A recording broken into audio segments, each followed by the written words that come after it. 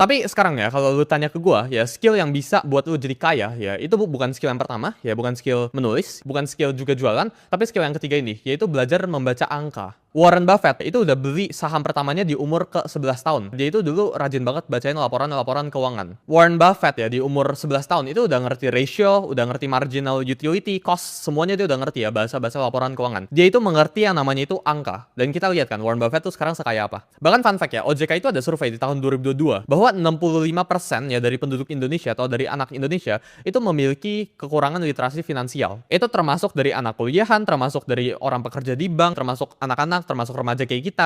Orang itu nggak ngerti. Ketika misal gue tanya kalian ya, apa itu PPh 21? Ya orang nggak tahu itu pajak. Orang itu nggak tahu cara membaca pajak itu kayak gimana, cara mengurus pajak itu kayak gimana, nggak ngerti slip gaji itu apa, BPJS itu cara perhitungannya kayak gimana, cara money management mereka itu kayak gimana gitu ya.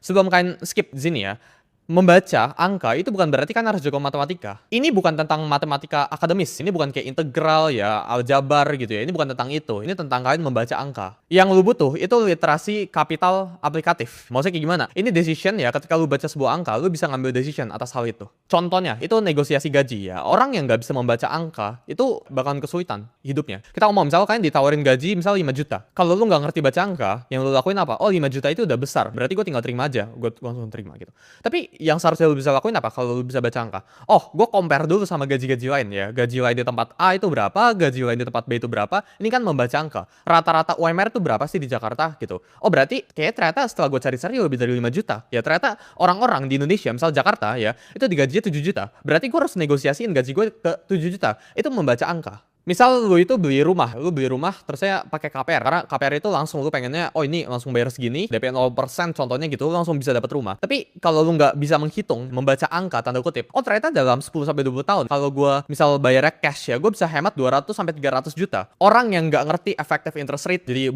suku bunga itu berapa sekarang dihitungin. Terus kalau mereka investasi, mereka asal investasi, nggak ngerti membaca angka, nggak ngerti baca laporan keuangan. Misal lu investor, lu nggak ngerti PE ratio apa, lu nggak ngerti semua bahasa-bahasa investasi gitu, investment, ini lu bakal sangat sulit. Lu nggak ngerti apa itu bare minimum ya, jadi index fund itu kasih return berapa, sesimpel hitungan kayak gitu ya, atau membaca angka kecil atau tentang finance, lu harus belajar mulai dari sekarang. Gue paham ya, yang nonton ini nggak bakal jadi investor. Kalian tuh nggak bakal jadi investor atau trader. Tapi semua orang itu harus ngerti yang namanya itu literasi keuangan. Jadi skill pertama sama skill kedua yang gue tadi sebut, itu menjual sama belajar buat menulis. Ini skill buat kalian cari duit. Tapi skill yang ketiga, ini buat kalian mempertahankan uang kalian. Lu bisa aja ya dapat uang ratusan juta, ya miliaran bahkan dari skill menulis sama skill menjual. Lu bisa menjual diri lu dengan baik. Tapi ketika uang itu masuk ke kantong lu nggak ngerti cara mempertahankan uangnya kayak gimana, terus hilang ludes aja keluar sana. Dan lu nggak ngerti cara capital preservation itu kayak gimana.